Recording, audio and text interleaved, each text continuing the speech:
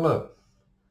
The Oslo Affair by C.W. Browning is book 2 of 5 in the Shadows of War series. Here's the blurb. As Europe reels from the Nazis' defeat of Poland, a young woman is thrust into war and into the crosshairs of a Soviet agent.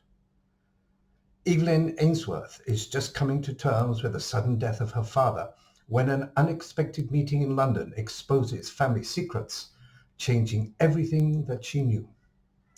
Faced with the task of traveling to Oslo to meet with a double agent, it's time for the new MI6 agent to show her worth.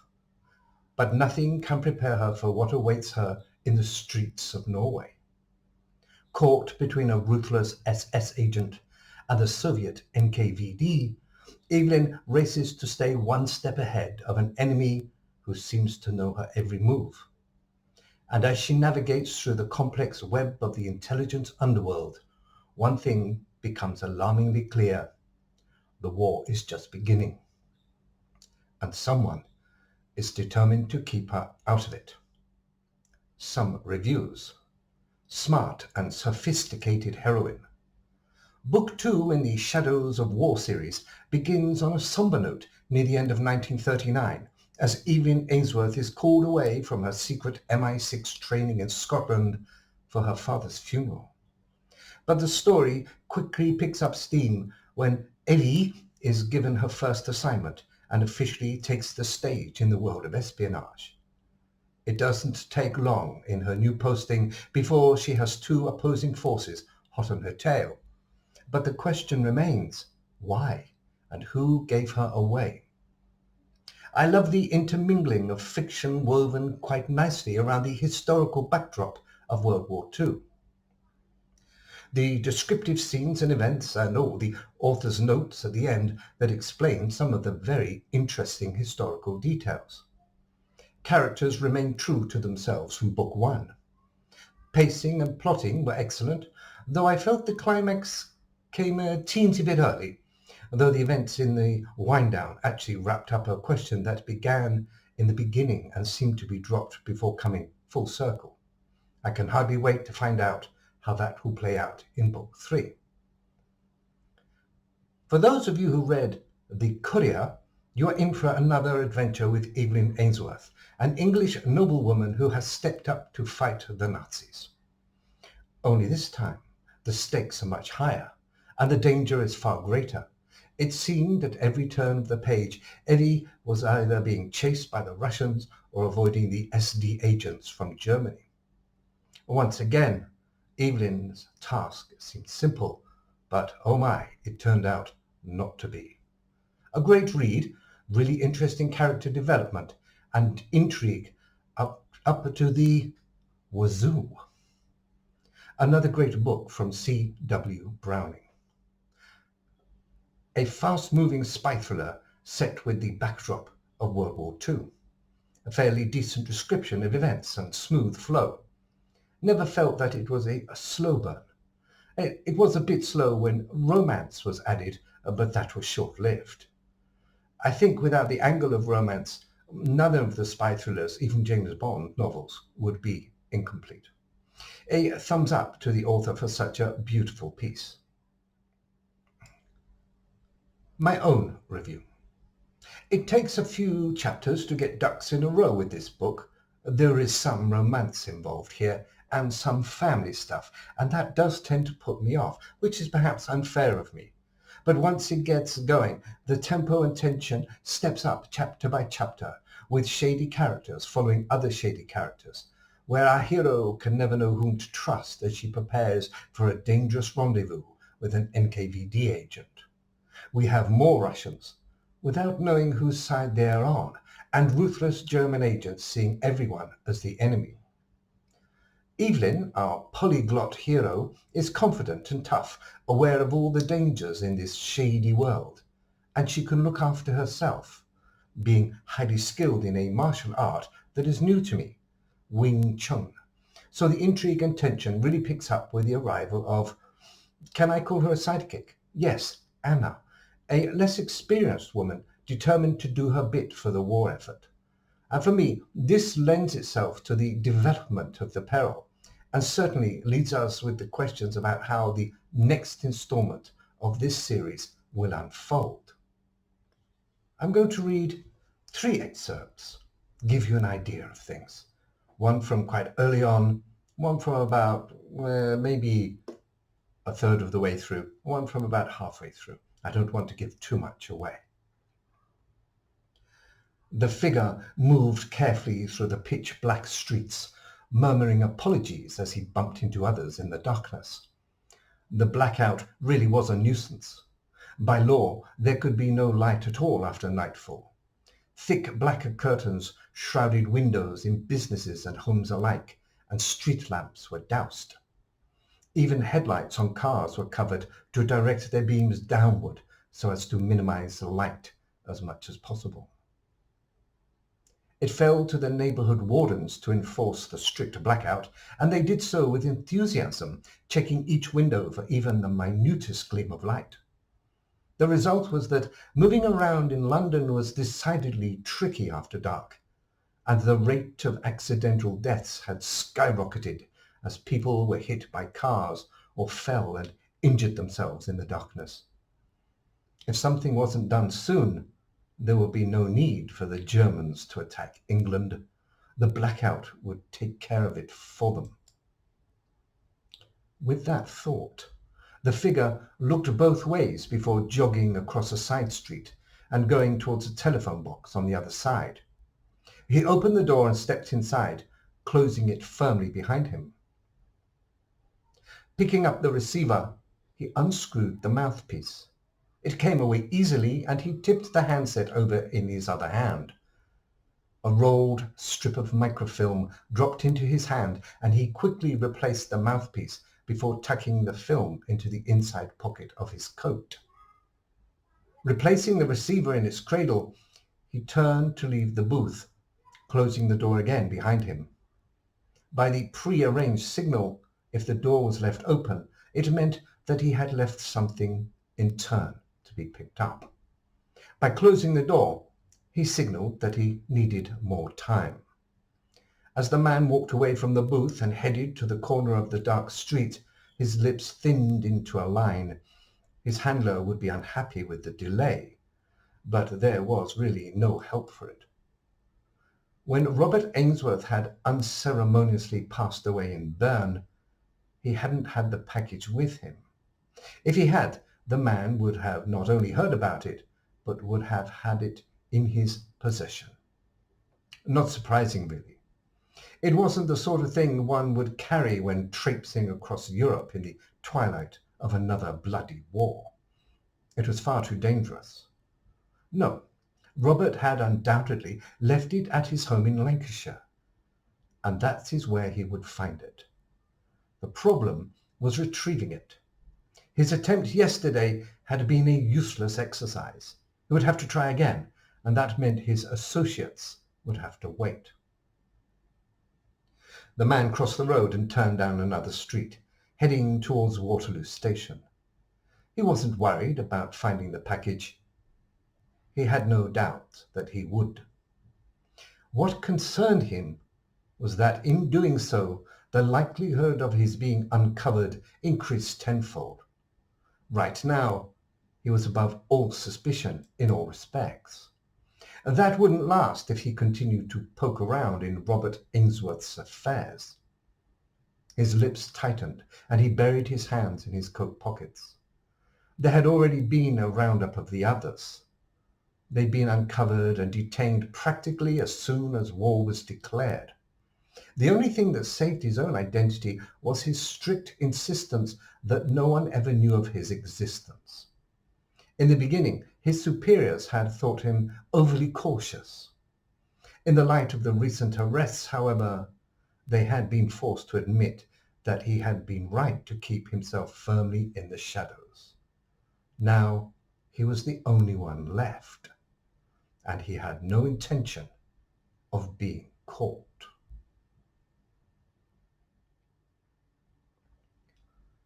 Paris, France. Bill sipped his drink and glanced across the crowded drawing room at his wife. Marguerite was laughing at something one of the other women had said, and, as he looked in her direction, her eyes met him almost beseechingly. She wanted to leave. Not surprising, really. He'd warned her that it was bound to be dreadfully dull for her. It was an evening for the diplomats and their wives, and she had absolutely nothing in common with most of the women here. He looked at his watch surreptitiously. In another half an hour, he could politely excuse them both and save her sanity. Monsieur Buckley. A voice spoke softly at his elbow, and he turned to see a young footman standing there, looking very apologetic. Yes? There is a messenger for you, he said softly. From the embassy. He's waiting downstairs. Bill raised his eyes in surprise and nodded. The man moved away as silently as he had come, and Bill looked at the older man next to him. Pardon, he murmured. I must go and see what this is all about. The older man waved him away. Of course, of course. We're always working, no? Bill laughed politely and nodded, turning towards the door of the drawing-room. He looked back at Margaret to find her with her head bent to listen as one of the wives whispered excitedly in her ear. Gossip. Heaven help them all. Marguerite couldn't abide what she called small-minded woman's talk. His lips curved as he turned and left the room. Hopefully he would return before his wife had had enough. He went downstairs to the first floor, where a clerk waited in the entry hall just inside the door. He had an envelope in his hands, and Bill felt his good humour fade. Hello, George, he said, reaching the hall. You're working late. I was just leaving when a message came through for you, sir, George replied, meeting him halfway across the hall and handing him the envelope. Bill took the envelope. I suppose we're all working longer hours than usual these days, he said, breaking the seal and unfolding the single sheet of paper. Yes, sir. If you need to send a reply, I can take it back to you before knocking off for the night. Bill scanned the message swiftly. Other than a slight tightening of his lips, he showed no reaction to the message that had been deemed important enough to send a clerk over to Prime Minister Daladier's residence while an evening of entertainment was in progress. Thank you, George. I will send a reply. Would you mind waiting here a moment? Of course, sir. Bill turned and went back up the stairs, looking for the study, which he knew would be deserted at present. Once inside, he switched on a lamp and went to the desk, pulling a notepad towards him. He'd just torn off the top sheet and picked up a pencil when the door opened and one of Daladier's aides poked his head in. Oh, it's you, sir, he said with a grin. I saw the light and thought I'd better check. Is everything all right? Yes, thanks. The embassy sent over a message and I'm afraid I have to send an answer back. I hope it's all right. I won't be a minute. Of course. Take your time. The aide withdrew and the congenial look on Bill's face disappeared. He pulled out the message again, reading it through once more. It wasn't any better on the second reading. A German SD agent by the name of Herr Renner had arrived 2 days before, and that Daniel Carew had had a man observing him. After checking into the Kolstad's boarding house that morning, he had now just booked a ticket on the first train out of Oslo in the morning, destination Stockholm. He bent his head to scrawl a message to Jasper. It couldn't be a coincidence that now there was a German agent pursuing Evelyn. That was one agent too many. There was no doubt in his mind that they had a spy somewhere in London. Jasper had to be made aware of this situation. He finished the message and folded the paper, looking around the top of the desk. Spotting a stack of envelopes in a pigeonhole, he extracted one and slid the paper inside. If there was any way he could warn Evelyn of the threat, he would, but there wasn't. She would be on a train to Stockholm by herself now. The most he could do was alert her when she checked in upon her arrival. He turned to leave the study, uncomfortably aware that tomorrow could be too late. Her mission had been severely compromised. That much was clear, and the prudent thing to do now would be to recall her immediately. A rush of irritation went through him. If Daniel Carew had informed them of this Herr Renner before now, they would never have approved of her going to Stockholm. It was far too risky with two agents now aware of her presence. And she hadn't been prepped for this. She had been prepped for a nice, easy, fact-finding mission on friendly soil. And this had turned into anything but. He went down the stairs to the hall again and handed the clerk the sealed envelope. "Have this transmitted directly to Lord Montclair in London," he told them briskly. "His eyes only." "Yes, sir." He watched the clerk hurry out the door and into the night before turning back to the stairs. His lips suddenly curved as he considered the situation. This was the second time that a simple, straightforward mission had turned sideways on Evelyn. She really did appear to have the worst luck. The first time she had come through without a scratch, but that was before the war began. The smile was gone as quickly as it appeared. Everything was different now. Both agents trailing her worked for countries that would not take kindly to a British agent in their midst. It was time to get her out of there.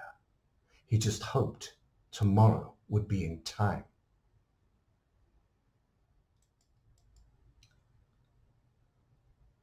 Evelyn walked along the street with her hands in the pockets of the short, shabby coat she had purchased from the damaged rack.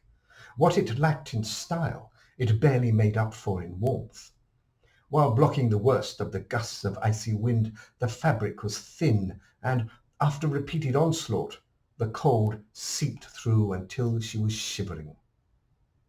Missing her warm English wool coat with the soft, warm lining, she reflected on how ridiculous it was that she was walking along freezing when the means to be comfortable was contained in the large bag over her arm. She briefly debated stopping and exchanging the cheap coat for her real thing, but another look at her surroundings convinced her not to. Once she was across the bridge and back in more gentle and genteel surroundings, she could go somewhere and change back into her clothes. Until then, she would have to shiver. All the chills coursing through her weren't necessarily the result of the frigid temperatures. Some of them were caused by Neva's statement that the Soviets had a spy entrenched in London. He had told her almost as an afterthought, as if it was a well-known fact. Obviously for them it was, but it was not for her, and she was willing to wager that Jasper Montclair was unaware of any moles in the government. The most natural thing for her to do would have been to dismiss the statement as untrue. Yet it actually made sense. The Soviet agent in Oslo had known she was there almost immediately. How else could that be? She and Daniel had thought as much when he sent the first message to London, informing them that she was being followed. They assumed the fault was in Oslo. But what if it were in London? Then there was the issue of Herr Renner. How had he known she was in Oslo? Evelyn frowned as she walked along the road that would bring her to the bridge and back to the hotel. If the spy Neva referred to was a Soviet agent, how did Renner know about her? Was there another one? A German? Or had he discovered her through chance once she was already in Norway?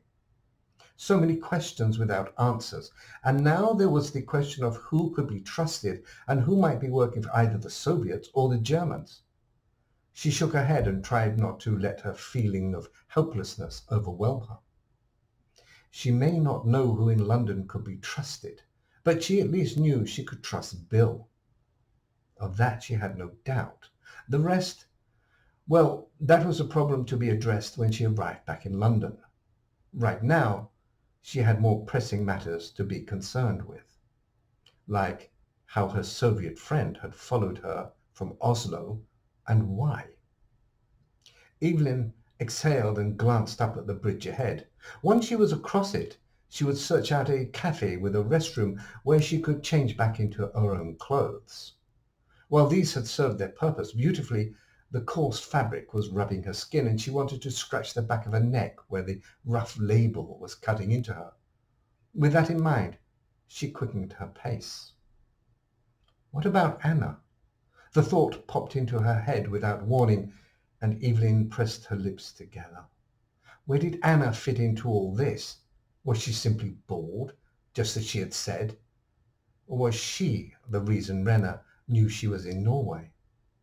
As much as she liked the woman, did she know that she could really trust her? Daniel Carew trusted her, but was that enough? Evelyn looked up as she approached the bridge, and her step checked as Anna herself stepped away from the railing at the foot of the bridge. Her eyes were on Evelyn, and she hurried forward quickly. "Oh, thank God!" she exclaimed, reaching her. "I've been standing here for over half an hour, and I don't think I can feel my feet." Evelyn blinked and automatically looked down at the woman's fashionable, but not very sensible shoes. "Why are you here?" she asked, bringing her gaze back to Anna's face. "What are you doing?" "I've come to warn you," Anna said, tucking her arm through Evelyn's and guiding her to the side of the walkway leading to the bridge. "I didn't know where else to try to intercept you. I remembered the name of the street from the message and asked at a cafe. They told me this bridge was really the only way in and out of the old city, without going miles in any other direction. So I decided to wait here, knowing you'd have to come back this way.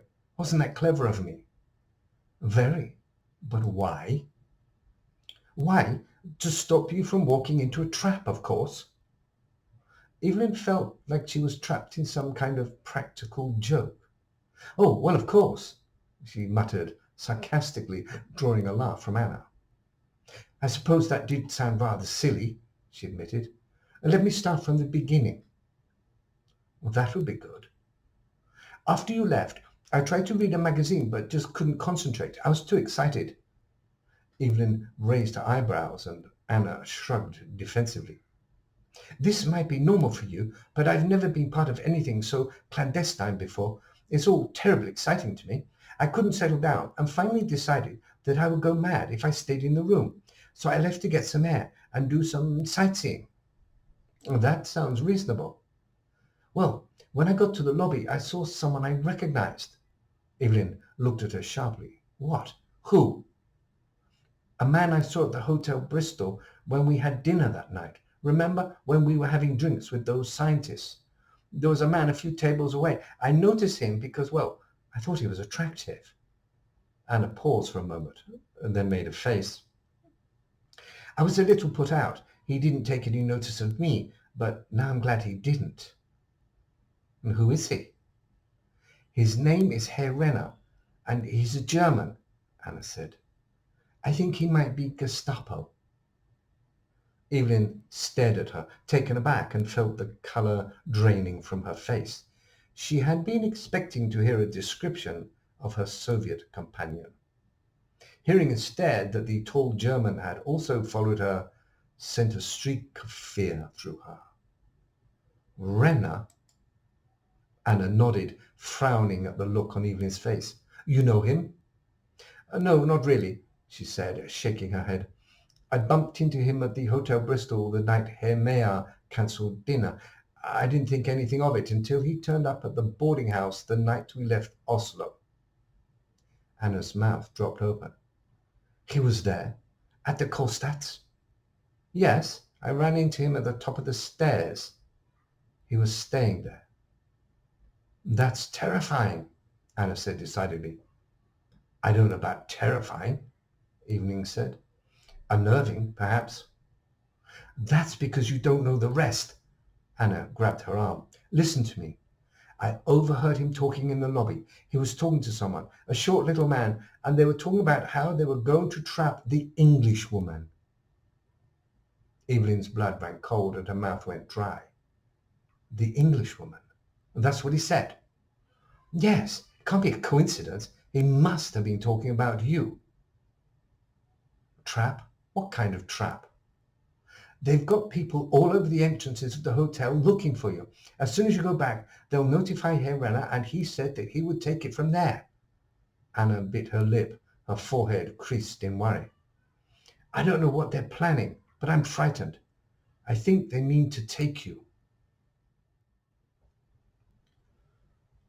Well, I hope I've done some justice to The Oslo Affair by C.W. Browning, the book 2 of 5 in the Shadows of War series. I shall now leave you with some Wing Chun, some singing spring. Okay, this is by top athletes, wrestling, okay, judo and martial arts. The channel is below. Bye-bye.